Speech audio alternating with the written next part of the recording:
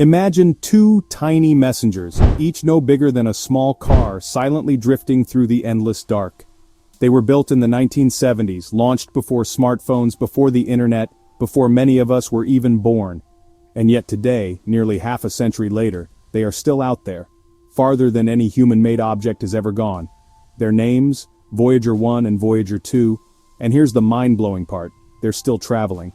Past the planets, past the protective bubble of our sun, out into the unknown ocean between the stars.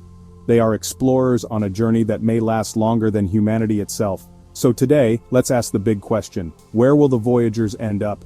To understand this incredible journey, we have to go back to the 1970s.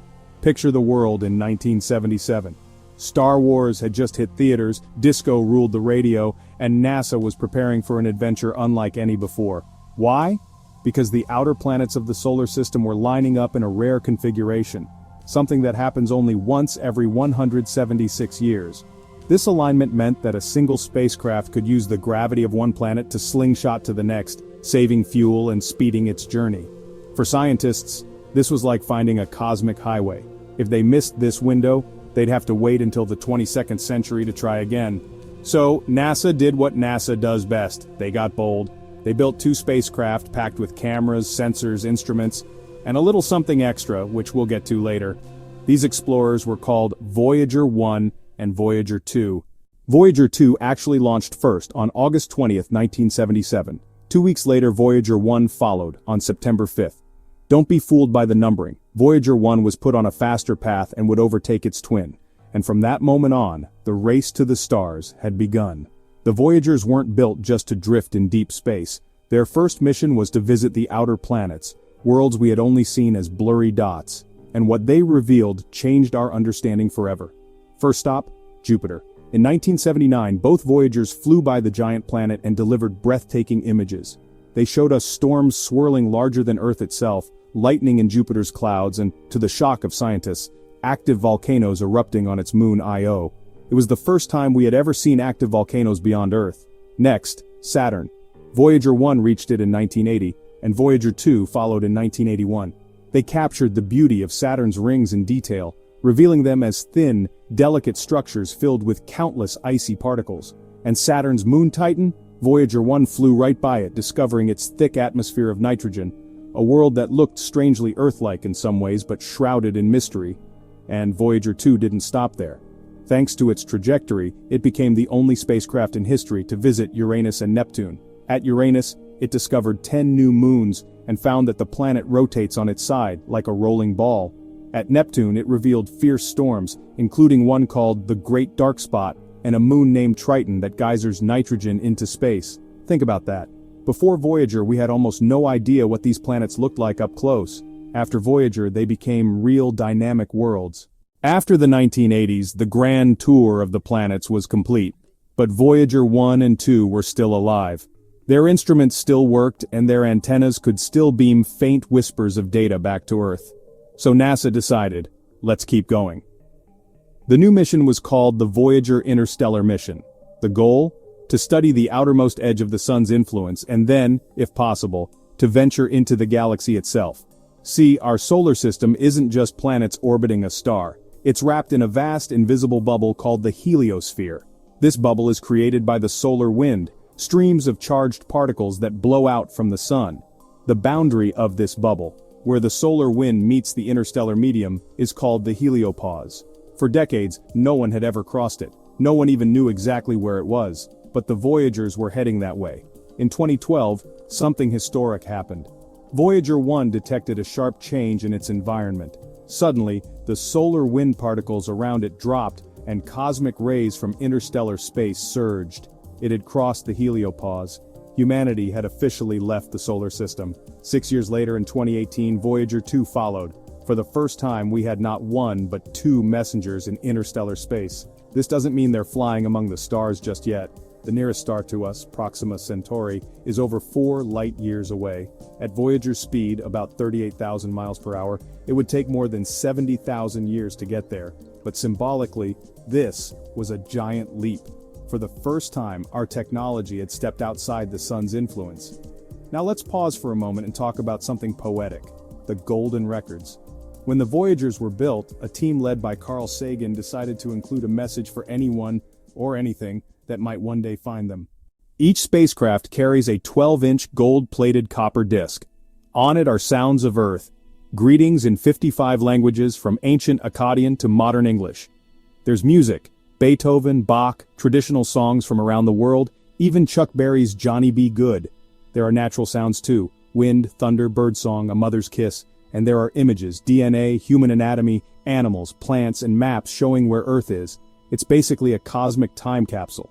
The hope was that even if humans disappear, something out there might one day stumble upon these records and learn about our world. Carl Sagan described it beautifully. The spacecraft will be encountered and the record played only if there are advanced spacefaring civilizations in interstellar space. But the launching of this bottle into the cosmic ocean says something very hopeful about life on this planet.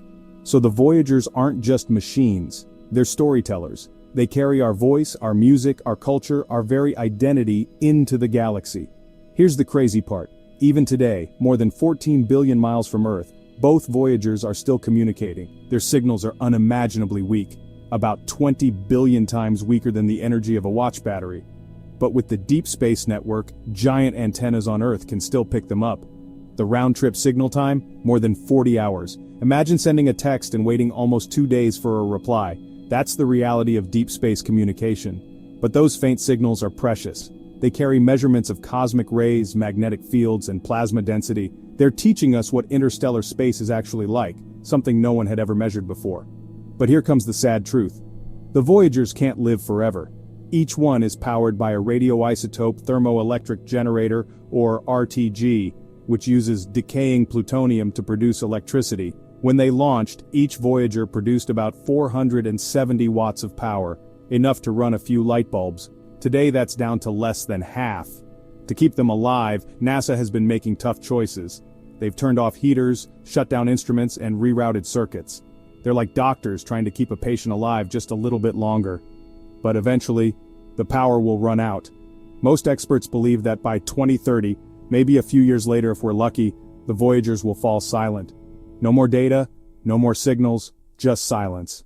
And yet, their story doesn't end there, not even close. Because even when the Voyagers stop talking, they won't stop moving.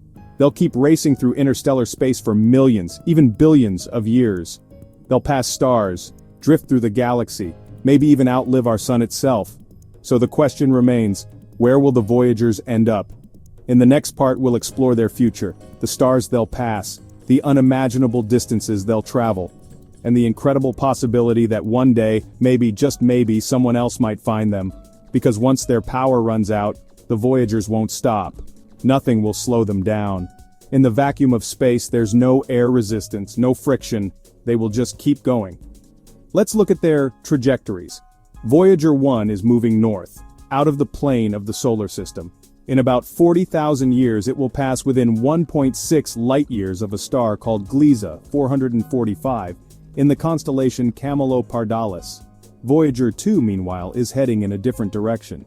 In about 42,000 years it will pass within 1.7 light-years of a star system called Ross 248. And here's a fun twist. Ross 248 is actually moving closer to us. In 33,000 years, it will become the closest star to the Sun. So Voyager 2 is kind of headed toward one of our future neighbors. And after that, more stars, more encounters, more drifting through the crowded emptiness of the Milky Way. The truth is, there's no final destination. The Voyagers will just keep moving like eternal travelers for as long as physics allows. But wait, what happens to the spacecraft themselves over such long timescales? After all, nothing lasts forever, right? Micrometeoroids could chip away at them. Radiation could slowly degrade their materials. Their golden records might tarnish. And yet, compared to the fragile life forms on Earth, they're practically immortal. Even if their electronics corrode and their antennas snap, their bulk, those chunks of aluminum, titanium, and copper, will survive. The Sun has about 5 billion years left before it becomes a red giant and then collapses into a white dwarf. When that happens, Earth itself may be burned, swallowed, or destroyed. Humanity, if we're still around, will have long since had to find another home. In other words, they could outlive the Sun. The Voyagers may survive longer than our own star. Tiny machines carrying the memory of Earth, persisting while our birthplace is gone. Of course, the universe is not empty. Sooner or later, the Voyagers might encounter something. But what? Most likely, nothing. Space is unbelievably empty. The odds of either Voyager colliding with a star, a planet, or even an asteroid are practically zero. They're far more likely to drift through the galaxy undisturbed. But let's imagine. What if, against the odds, one of them passes close to another planetary system? Maybe they'll be captured by a star's gravity, looping endlessly in orbit around some alien sun. Or maybe, just maybe, they'll be found. That's where the golden records come in. If an advanced civilization finds one of the Voyagers, they might notice that golden disk, decipher its instructions, and play its contents. They'd hear greetings from Earth, they'd see our maps, they'd listen to our music. It would be the ultimate cosmic introduction. Hello? We are here. This is who we were. Will that ever happen? Probably not, but the fact that it could, that even the tiniest chance exists, gives the Voyagers a kind of immortality. Let's zoom out. Our galaxy, the Milky Way, is about 100,000 light-years across. At their current speeds, it would take the Voyagers hundreds of millions of years to cross from one side to the other. And galaxies don't stand still. They spin, they collide, they merge. In about 4 billion years, the Milky Way will collide with the Andromeda Galaxy. Stars will swirl into new patterns, black holes will merge, planets will be flung into interstellar space. Through all of that chaos, the Voyagers will still be drifting. They might be tossed into new orbits, they might be ejected into the void between galaxies, or they might end up circling some distant star in a new cosmic neighborhood. It's mind-blowing to realize that these machines we built in the 1970s might still exist during the birth of an entirely new galaxy. Here's the part that really gives me chills. Think of what the Voyagers represent. They're not just machines, they're time travelers, they're cultural artifacts. They're proof that once upon a time a small species on a small blue planet looked up at the stars and dared to reach out. Carl Sagan called the Voyagers bottles cast into the cosmic ocean. And that's exactly what they are. Will anyone ever find them? Probably not. But that's not the point. The point is that we tried, that we dared to send our music, our greetings, our pictures into the void, that we refused to believe we were alone. And here's something almost magical. The Voyagers might be the longest-lasting evidence of humanity. Long after Earth is gone, long after our monuments have crumbled, long after the last trace of us has disappeared, those two little spacecraft may still be wandering the galaxy, carrying our story. So now, back to the question, where will the Voyagers end up? The honest answer, nowhere in particular. They won't land on a planet, they won't crash into a star, they'll just keep going. Their destination isn't a place, it's eternity. They will end up everywhere and nowhere at once. In 40,000 years, they'll pass close to some stars. In millions of years, they'll orbit the galaxy. In billions of years, they may drift between galaxies. And in trillions of years, if the universe itself hasn't collapsed or torn apart, they'll still be there, tiny specks of human engineering, drifting in silence. That's the beauty of it. The Voyagers don't need a final destination. Their journey is the destination. So the next time you look up at the night sky, think about this. Somewhere out there, in that endless ocean of stars, 2 tiny spacecraft are still traveling. Carried by nothing but inertia, powered by nothing but momentum, telling the story of Earth to a universe that may or may not be listening.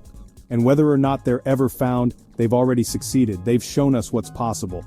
They've proven that even the smallest machines can carry the biggest dreams. So, where will the Voyagers end up? The answer is simple. They'll end up in history. They'll end up in legend. And most of all, they'll end up exactly where they belong. In the infinite cosmos, forever on their way.